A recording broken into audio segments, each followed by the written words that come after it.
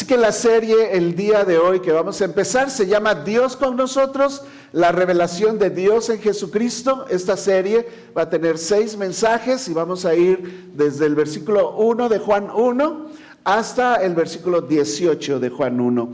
El día de hoy, entonces, se fue todo.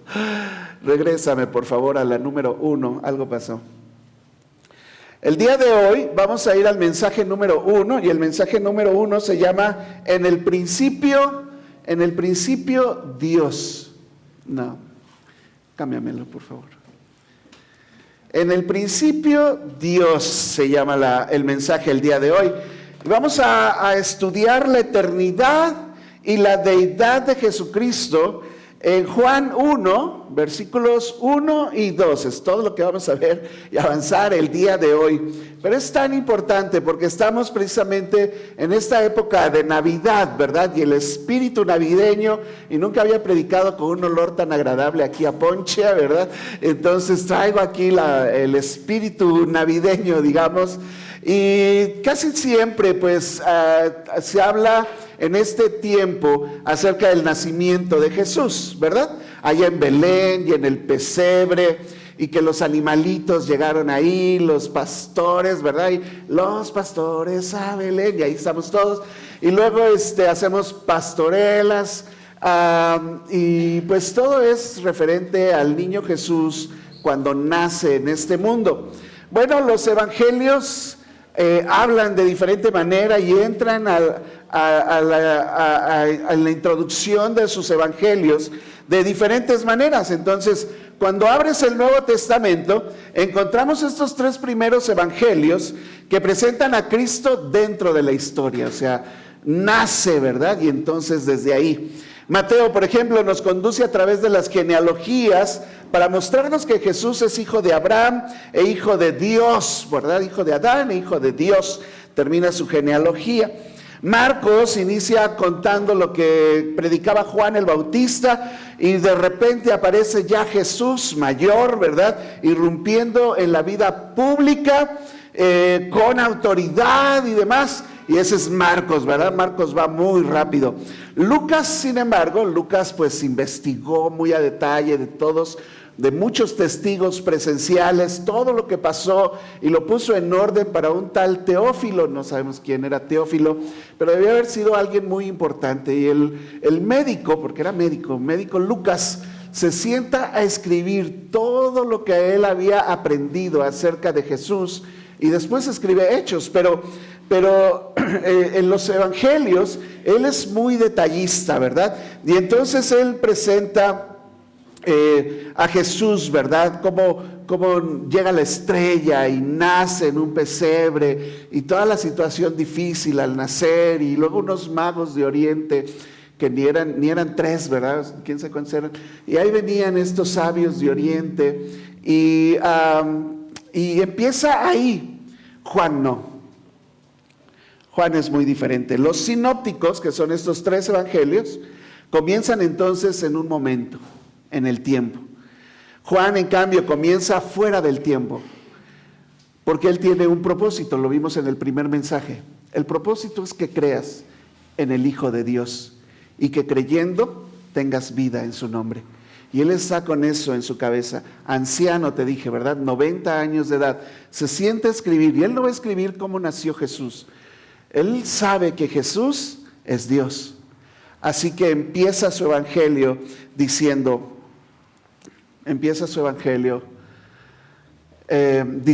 ¿verdad? En el principio era el Verbo, y el Verbo era con Dios, y el Verbo era Dios. Este era en el principio con Dios. Ahí empieza Juan su evangelio. Entonces Juan abre ese evangelio llevándonos hasta la eternidad misma, allá en el Big Bang, ¿verdad? Que dicen los científicos que pues ahí empezó todo, pero antes del Big Bang nadie sabe, ni siquiera Stephen Hawking. Él dijo pues el Big Bang, ¿verdad? Pero es que siempre hay un efecto, siempre necesita una causa, Stephen. No sé. Y así se quedó y así se murió. Él nunca creyó en Dios, ¿verdad? Pero dijo, alguna causa tuvo que tener el Big Bang. Bueno, Juan sabía antes del Big Bang qué había pasado. Y en el principio, Dios. En el principio, Dios. Directamente en tu cabeza, si tú has leído tu Biblia, en tu cabeza debe estar cómo empieza la Biblia, ¿verdad? En Génesis 1:1, así dice, en el principio, Dios. Dios creó los cielos y la tierra y empieza a contar ahí, ¿verdad? Y Juan conecta directamente el inicio de su evangelio a dónde estaba Jesús en el principio. Y eso es lo que vamos a ver el día de hoy. Su primera declaración nos lleva al principio, antes de lo creado.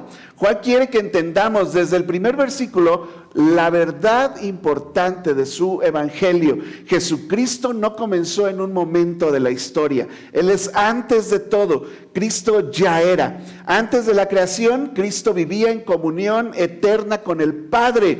Antes del tiempo, antes de que existieran los relojes, Cristo poseía plenamente esa naturaleza divina. Cristo es eterno. Cristo es Dios. Y eso es lo que Él está queriendo compartirnos al inicio de este evangelio.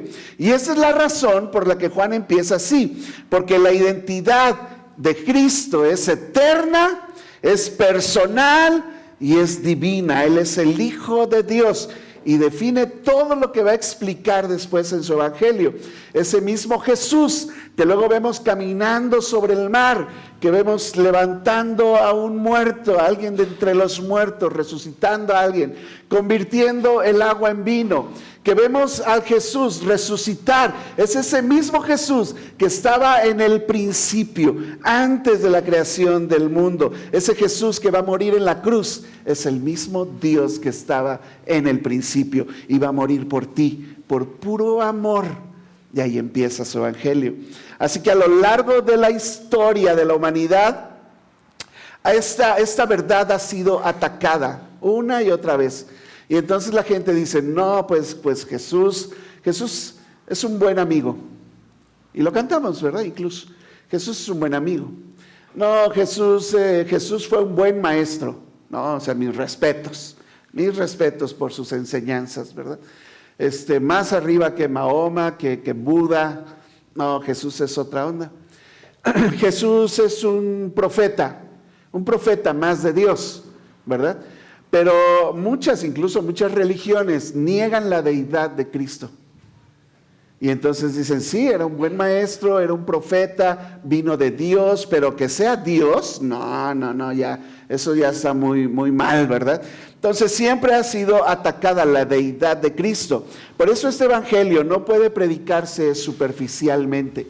No puedo simplemente avanzar aquí a 15, 20 capítulos rápidamente, ¿verdad? 21 capítulos rápidamente.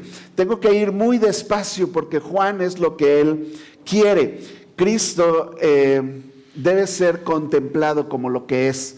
Es un Dios eterno, personal, divino, que va a esperar una respuesta de su creación al amor que Él tuvo y que Él tiene por nosotros. Él está esperando por esa respuesta tuya, de tu amor. ¿Ok?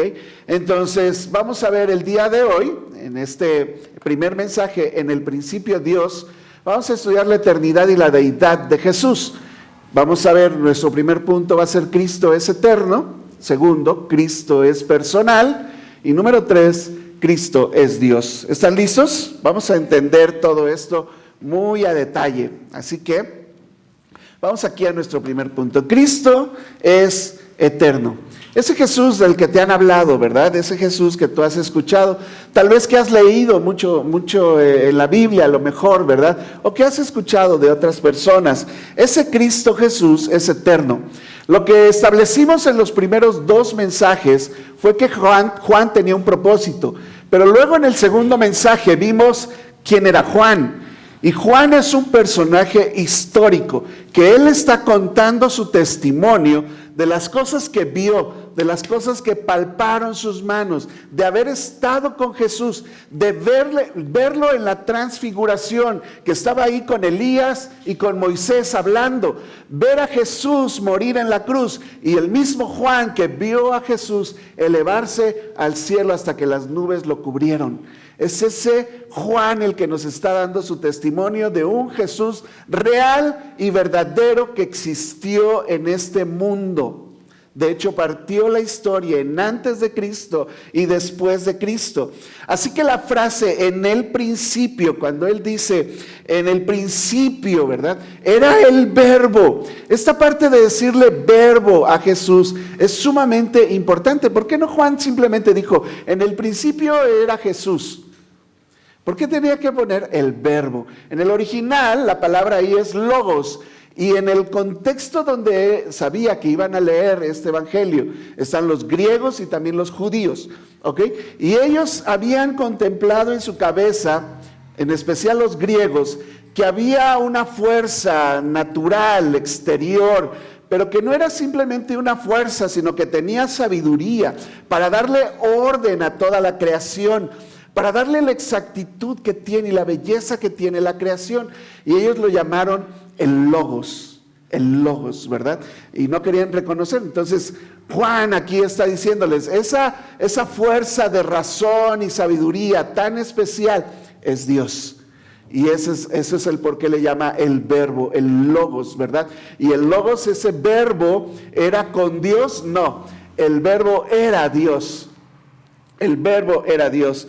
Así que mientras Génesis describe el origen del universo, Juan se fue incluso más atrás y describe lo que ya existía antes del universo. Cuando el universo comenzó, Juan no dice el verbo fue creado, no dice el verbo comenzó, dice el verbo era ya, un imperfecto en la escritura griega de que es algo que está existiendo continuamente. Es un tipo de verbo especial en la escritura. Entonces nosotros en el español tenemos que traducirlo en algún tiempo, presente, pasado o futuro. Y los griegos tenían más verbos, más tipos de verbos. Y entonces más tiempos verbales. Así que este tiempo se le llama así tiempo imperfecto, porque es un presente continuo. No tiene principio, no tiene fin, simplemente es. Y listo, eso es lo que transmite ahí, no lo podemos transmitir como tal en el español. Y luego le llama el verbo y se tradujo ese logos como el verbo porque precisamente da la impresión de que Dios habló y cuando Él hablaba cosas sucedían. Y Él dijo, fue la luz, digo, sea la luz, ¿verdad? Y fue la luz. Y Él decía algo. Y entonces el verbo, que es acción, lo lleva a la acción y surge algo. Entonces, la palabra de Dios tiene ese poder. Cuando Dios habla, Dios crea, Dios hace cosas a través, y por eso se le dice el verbo. Entonces, indica una existencia continua, sin origen, sin comienzo, sin principio. Cristo entonces no surge en el tiempo. Cristo no entra en la creación como parte de ella. Cristo ya era cuando nada existía. El verbo posee esa eternidad propia de Dios y Juan va a establecer que es Jesús. El Jesús que tú dices amar, el Jesús que tú dices seguir, es ese Jesús que existía en el principio. Vamos a ver en la palabra de Dios dónde dice eso, porque a lo mejor ya se me botó la canica, ¿verdad? Puedes pensar que así es. Entonces, déjame hablarte de la eternidad del Hijo de Dios, que va a demandar un veredicto tuyo. Cuando te muestre algunos versículos, porque eran muchos como para traértelos, pero te voy a mostrar algunos versículos de la palabra de Dios que demuestran que Jesús es Dios. Alguien ha dicho así también, atacando esta doctrina, diciendo que Jesús nunca dijo que Él era Dios. ¿Y yo qué? ¿Cómo crees? Y pues sí, no dice, yo soy Dios, pero hay 1000 maneras de demostrar que Jesús era Dios. Entonces, la primera que te traigo aquí es una profecía, Miqueas 5:2. Esa es la profecía de que el Mesías, ese Dios encarnado, iba a venir a este mundo y les dice dónde van a ser. Y les dice, pero tú, Belén, Efrata, pequeña para estar entre las familias de Judá, de ti me saldrá el que será Señor de Israel. Y sus salidas son desde el principio, desde los días de la eternidad. Y es una profecía sobre Jesús, que iba a nacer en Belén, ¿verdad? Y no, pues, ¿dónde está la estrella? ¿Dónde salió la estrella? Pues la estrella se llama la estrella de Belén, ¿no? A donde iba el burrito, ¿verdad? El burrito sabanero. No es cierto. Pero van a Belén, ¿verdad? Y en Belén es donde nace Jesús y ellos entienden, se está cumpliendo la profecía de Miqueas, pero no nada más está naciendo cualquier ser humano, es Dios mismo, es el Señor de Israel, que ya era en el principio. Colosenses, también Pablo aquí, dice que Jesús es la imagen del Dios invisible, porque a Dios nunca nadie lo vio jamás, pero el Hijo lo ha dado a conocer. Y entonces ese Dios que no podemos ver, ellos lo vieron físicamente. Es la imagen del Dios invisible. El primogénito o el principal, también se puede decir, el principal de toda la creación, por encima de toda la creación. Dice, porque de hecho Él es el creador, porque en Él fueron creadas todas las cosas. Está hablando de Jesús. Las que hay en los cielos, las que hay en la tierra, visibles e invisibles, sean tronos, sean dominios, sean principados, sean potestades, todo fue creado por medio de Jesús y para Jesús, porque Él está haciendo referencia a Jesús. Él fue el creador. ¿Y sabes qué? Él es antes de todas las cosas. Muy claro, ¿verdad? Él es antes de todas las cosas. Podríamos poner ahí, Jesús es antes de todas las cosas. Y de hecho, todas las cosas por Él subsisten. O sea, Dios te mantiene vivo el día de hoy. Si Él simplemente dice, hasta aquí, ¡pum!, ¿verdad? Y ahí caeríamos muertos. Si Dios se olvidara de ti, no tendrías nada en tu vida. Si Dios simplemente te soltara. Porque Él te creó y Él te sustenta, te sostiene. Tú subsistes por Él. Juan mismo, más adelante en su evangelio, Juan 8, 56 al 58, está diciendo que Jesús tiene esta conversación con los fariseos que no creían que Él era Dios. Y entonces les dice, Abraham su padre se gozó, le dice Jesús a los judíos, Abraham su padre se gozó de que había de ver mi día y lo vio y se gozó. ¿Cómo crees? O sea, ¿estás diciendo que conociste a Abraham, Jesús?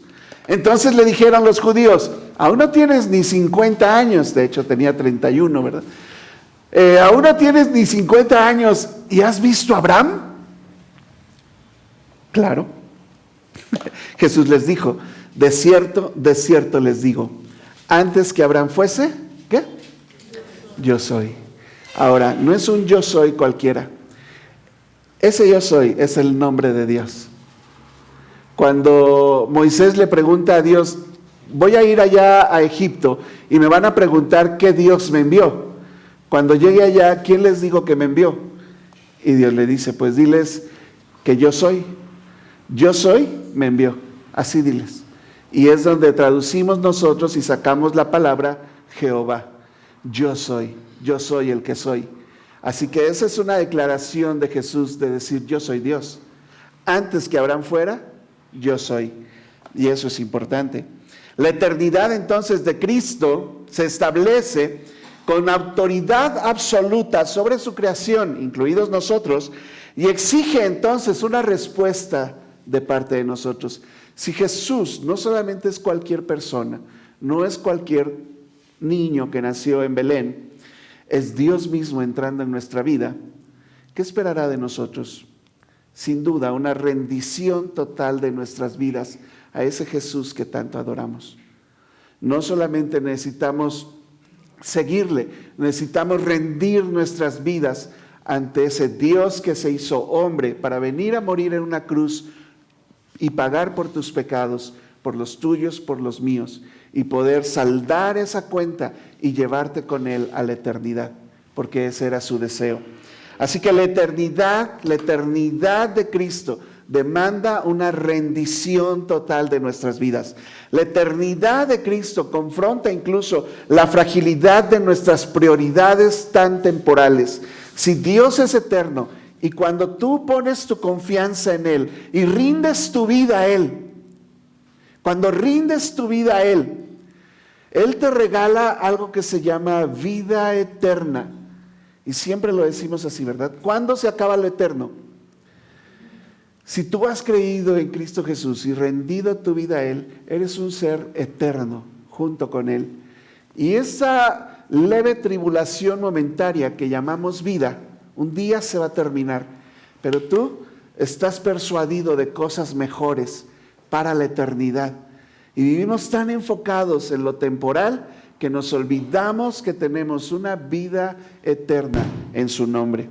Entonces, si Cristo es eterno, entonces mi vida no puede estar gobernada por cosas pasajeras. Y esa es una de las aplicaciones que podemos tener al entender que Jesús no solamente nació un día en Belén, sino que ya era y es el mismo Dios que se hizo hombre, tomando forma de siervo y estando en la condición de siervo, se humilló a sí mismo hasta la muerte y muerte de cruz. Ahora, Juan no solo quiere que entendamos que Cristo es eterno, quiere que sepamos que este Cristo eterno vive en comunión perfecta con el Padre, así que el verbo eterno también es un verbo personal. Cristo es personal, mi segundo punto aquí. Cristo es alguien personal. Primero, no es una fuerza, eso lo dice, por ejemplo, una de las religiones muy famosas, ¿verdad? Los testigos de Jehová. No, Cristo y el Espíritu Santo, ¿verdad? Son como una fuerza. Cristo no es Dios, es como un profeta, ¿verdad?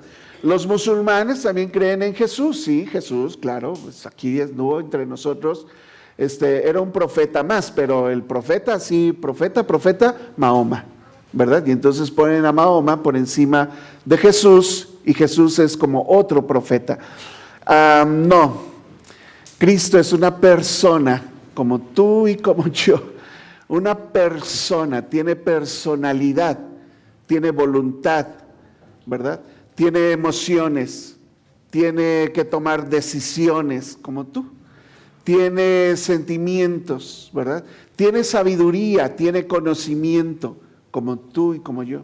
De hecho, Jesús tiene un cuerpo. Dice la palabra de Dios que después que Él fue llevado al cielo, que lo escondieron las nubes y se fue, y que un día volverá, se fue con su cuerpo levantado de entre los muertos, ¿verdad? Glorificado.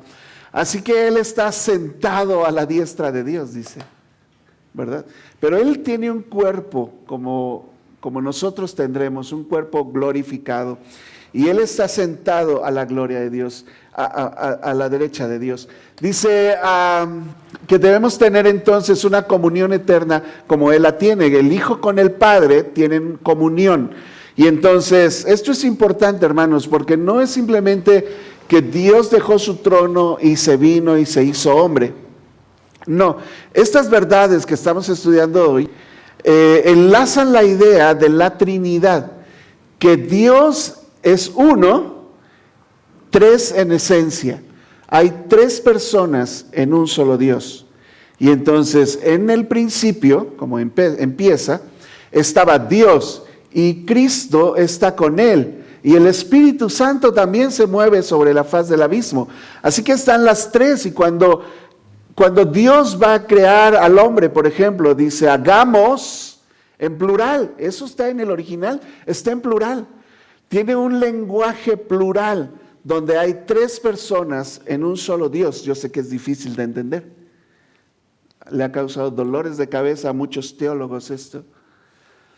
Pero tú tienes que entender que hay tres personas en un solo Dios. La frase significa más que junto a Dios. Cuando dice en el principio era el verbo era con Dios. La idea cuando dice el verbo con Dios no es simplemente que estaban ahí, que estaban juntos o que eran la misma cosa y no estaban separados. Esto de estar el verbo con Dios separa a dos personas diferentes. Y está el Padre y el Hijo, Y lo menciona así por toda la Biblia. El Padre y el Hijo. El Padre envió a su Hijo al mundo. Implica un estar cara a cara con Dios. Jesús y Dios cara a cara. Por eso cuando Jesús entra en la historia aquí en la humanidad, crece y empieza su ministerio, dice, lo que para mí es importante es que haga la obra que me dio mi Padre, ¿verdad? No hago otra cosa que lo que mi Padre me diga, ¿verdad? Y entonces tiene esta relación con su Dios y él se pasaba horas teniendo oraciones a Dios, siendo el mismo Dios. Pero él necesitaba estar cara a cara con Dios. Y cuando está pagando por tus pecados en la cruz y dice, Dios mío, ¿por qué me has desamparado? Ese es el pago por tu pecado. Una separación eterna de Dios en un momento dado. Para él fue así. Una separación de Dios, de esta comunión con Dios. Nosotros somos llamados a tener esa misma comunión con Jesús. Somos llamados a tener esa misma comunión cara a cara con Él, con Dios y con su Hijo. Entonces, el Verbo es una persona divina que está en comunión eterna con su Padre. La comunión eterna del Hijo con el Padre es importante. Juan 17:5 dice, ahora pues Padre, está orando Jesús, ¿verdad? Toda la oración de Juan 17. Ahora pues Padre, glorifícame tú al lado tuyo con aquella gloria que tuve contigo antes que el mundo fuese. ¿Te das cuenta? Está Jesús queriendo regresar a estar cara a cara con su Padre, como lo estuvo en el principio. Dice, sigue diciendo más adelante en el versículo 24, Padre, él sigue orando, ¿verdad? Y dice, Padre, aquellos que me has dado, todos nosotros y los que hemos creído en Cristo Jesús y sus discípulos, aquellos que me has dado, quiero que donde yo estoy, también ellos estén conmigo, para que vean mi gloria que me has dado, porque me has amado desde antes de la fundación del mundo. Y él tenía esta relación íntima con su Padre Celestial. Hebreos 1 al 3 dice, Dios, habiendo hablado muchas veces y de muchas maneras en otro tiempo a los padres por los profetas, hablaban los profetas, ¿verdad? Son todas las cartas y los libros de profecía que están en la Biblia. En estos últimos días, en estos postreros días, Dios nos ha hablado por el Hijo. El Verbo se hizo carne. La palabra de Dios se hizo carne. El Verbo nos ha hablado por el Hijo, a quien constituyó heredero de todo y por quien asimismo, otra vez, hizo el universo. Él estaba en el principio. El cual, siendo Jesús, ¿verdad? Siendo el resplandor de la gloria de Dios, siendo el resplandor de su gloria y la imagen misma de su sustancia. Es Dios en carne humana. La imagen misma de su sustancia. ¿Y quién? Dijimos, sustenta todas las cosas con la palabra de su poder, habiendo efectuado la purificación de nuestros pecados por medio de sí mismo, al morir en la cruz, ¿verdad? Ahora está sentado a la diestra de la majestad en las alturas. Ese es al Jesús que te has acercado. Es al Jesús al que decimos amar, hermanos. Es el Jesús que está al pendiente de ti, sosteniendo tu vida. Es el Jesús que te sigue esperando. Es el Jesús que quiere que rindas tu vida a Él. Que tengas esa comunión íntima, así como Él la tiene con su Padre desde antes de la fundación del mundo. Quiere que tú y yo estemos en esa comunión constante con Él. La comunión eterna del Hijo con el Padre revela entonces lo que espera Jesús de nosotros, nuestro amor, nuestra rendición. Y eso incluye, hermanos, no me digan otra cosa, ¿verdad? Eso incluye obedecer a Cristo. Si me amas, guarda mis mandamientos. El anhelo del corazón de Jesús y el por qué vino a morir esa cruz y te da una nueva vida y no te lleva al cielo de inmediato, te da una nueva vida y te quedas aquí, ¿verdad? Hasta no sé cuántos días. Y entonces te vas a quedar aquí ahora viviendo como cristiano y Él desea más que nada tu santificación.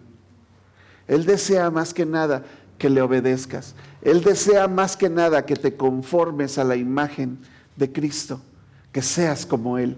Y en eso se nos debe ir la vida, hermanos. Esa es la comunión que nosotros necesitamos con Dios. La obediencia, entonces, en la relación de nosotros con el Hijo es importante y está basada en la relación que tiene Cristo con su Padre. Así como Cristo se relaciona con el Padre, así también nosotros debemos relacionarnos con Dios. Con ese amor, esa entrega, esa obediencia, el decir no se haga mi voluntad sino la tuya, y el estar sometido a lo que Él decida para nuestra vida es importante. Si Cristo es personal, nuestra obediencia debe ser viva, debe ser relacional, debe ser completa, hermanos.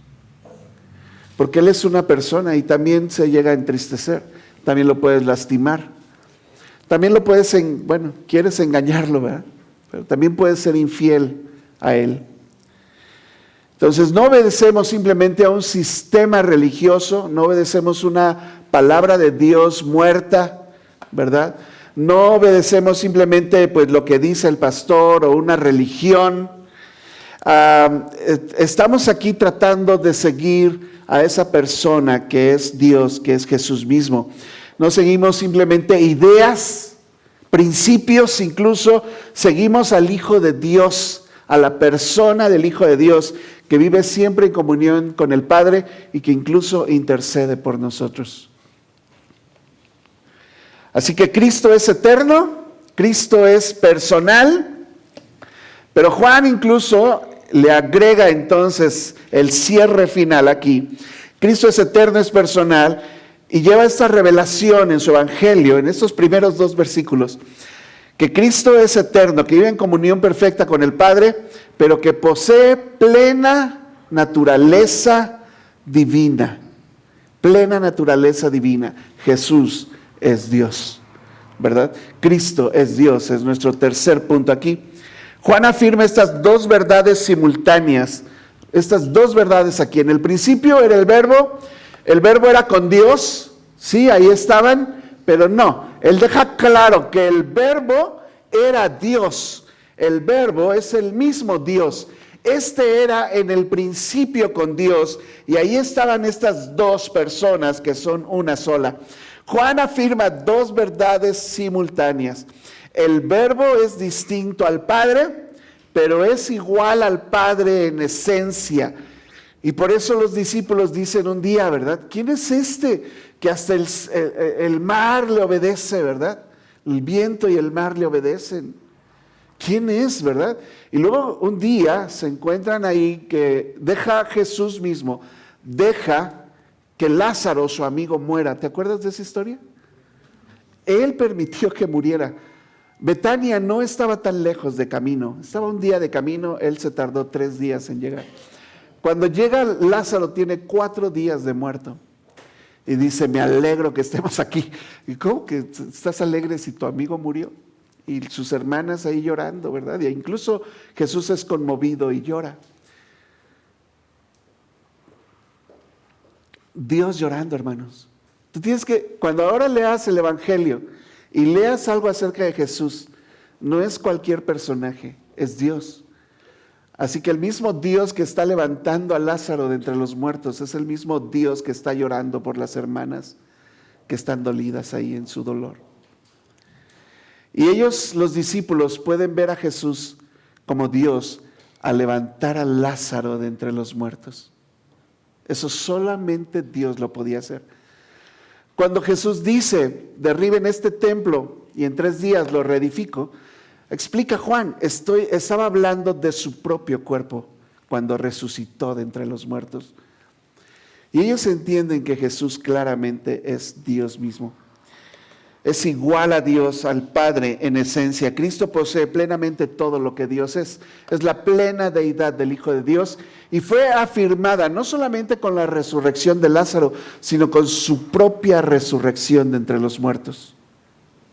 Y Él resucita de entre los muertos. Y hay más de 500 testigos que dicen, yo lo vi que lo mataron, lo vi que lo sepultaron y lo vi después de haberlo sepultado, lo vi vivo a Jesús. Más de 500 personas lo vieron. Es la deidad del Hijo de Dios afirmada. Juan 20, por ejemplo, después de la resurrección, un día llegó Jesús con los discípulos después de la resurrección, pero Tomás no estaba. Tomás se había ido no sé a dónde, ¿verdad? Tal vez a Costco, y había mucha gente ahí, mucha fila. No sé dónde andaba Tomás, pero Tomás no estaba. Y 8 días después de eso, estaban otra vez sus discípulos dentro ahí, como en una casa, y con ellos ya estaba ahí Tomás. ¿Y qué dice? Llegó Jesús. Llegó Jesús. Ellos lo vieron. Juan está ahí. Él lo está declarando. Este Jesús, que yo entiendo que es Dios, que vimos todas estas señales, que habló con nosotros, que fue crucificado, fue enterrado. Pedro y yo corrimos a la tumba y no estaba ahí, y luego lo vimos y estuve hace 8 días con él, ahora otra vez, ¿verdad? Y ahora sí ya está Tomás ahí, porque cuando llegó la primera vez le dijeron a Tomás, Tomás, te perdiste, Jesús vino. No, pues hasta que no meta mi dedo en sus llagas, ¿verdad? Y meta mi mano en su costado, no creeré, les dijo Tomás. Y ahora llega ahí, entonces en el versículo 27, Jesús habla con Tomás. Luego dijo a Tomás, pon aquí tu dedo, Tomás, y mira mis manos. Acerca tu mano y métela en mi costado, y no seas incrédulo, sino creyente. ¿Qué palabra crees que está en creyente? Pisteu, que estudiamos en el primer mensaje.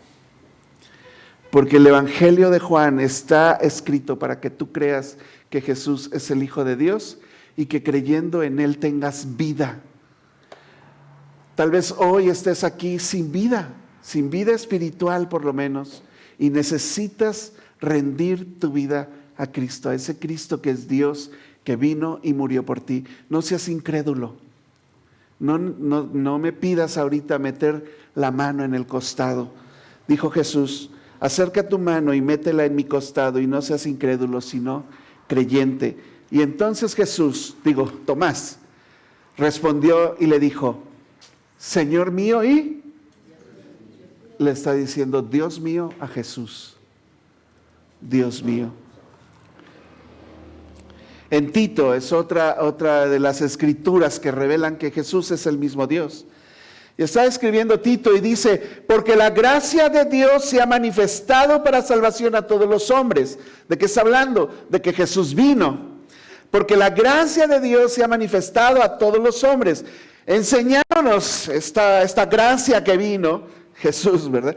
Enseñándonos que, renunciando a la impiedad y a los deseos mundanos, vivamos en este siglo sobria, justa y unidos a Dios piadosamente. Esa es la forma en que debemos de vivir si hemos creído en Cristo Jesús. 13 dice también que debemos aguardar la esperanza bienaventurada y la manifestación gloriosa de nuestro gran Dios y Salvador Jesucristo. Y Tito sabe que Jesús es Dios, dice nuestro gran Dios y Salvador Jesucristo, y lo declara como Dios. Él dice, ese Dios, quien se dio a sí mismo por nosotros. ¿No mueve eso tu corazón? Dios mismo se entregó por ti, quien se dio a sí mismo por nosotros para redimirnos, una palabra de iglesia, ¿verdad? Redimirnos. ¿Qué significa? Que alguien tuvo que pagar para comprar tu vida. Y el precio fue su sangre. Eso es redimirte, pagar para sacarte de las tinieblas a la luz admirable, para restaurar tu vida, para darte una vida nueva. Él tuvo que pagar con su sangre y eso está esperando por ti si nunca lo has hecho. Si nunca lo has obtenido, si nunca has recibido a Cristo, si nunca has rendido tu vida a Cristo. Ahí está para ti, porque Él se dio a sí mismo por nosotros para redimirnos de toda iniquidad, de toda maldad y purificar para sí un pueblo propio, celoso de buenas obras. Hebreos 1:8 dice, hablando de Jesús y demás, y habla de una profecía y dice, mas del Hijo con H mayúscula, mas del Hijo dice, está hablando de Jesús, tu trono, oh Dios, hablando de Jesús, tu trono, oh Dios, es por el siglo del siglo, cetro de equidad, es el cetro de tu reino. Y por eso Apocalipsis, también Juan, dice que lo ve y trae una marca ahí que dice, Rey de reyes y Señor de señores. Es el mismo Jesús. Colosenses 2:9, porque en Él, hablando de Jesús, en Él habita corporalmente toda la plenitud de la deidad. Así que si Cristo es verdaderamente Dios, merece nuestra adoración absoluta, nuestra adoración exclusiva. Nada menos es digno de Él. Él merece toda la gloria.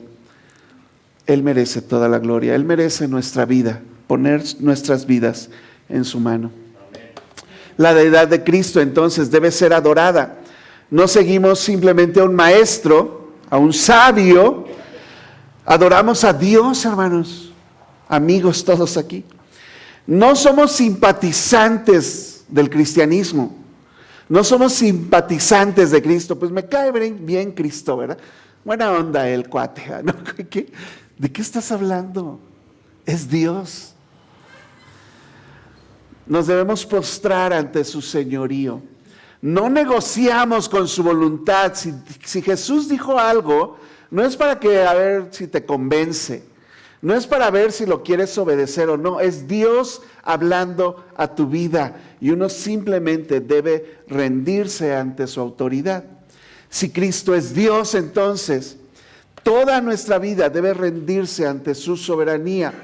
Porque Cristo es Dios, nuestra única respuesta debe ser adorarlo con toda nuestra vida. ¿Amén? Amén. Amén. Él es nuestro Dios. En el principio, Dios. Y Él empezó esta obra de salvación para todos nosotros. No empezó en Belén. No empezó esa noche, ¿verdad? Donde se abre el cielo y los ángeles cantando, ¿verdad? Gloria en las alturas, ¿verdad? Paz para con los hombres. Y los pastores ahí viendo eso, ¿verdad? Y dicen, les ha nacido en la ciudad de Belén un Salvador que es Cristo el Señor. Y ellos corren para allá y todo. Todo esto, hermanos, ese fue un momento nada más de la salvación, pero Cristo siempre ha existido. Déjame concluir el mensaje.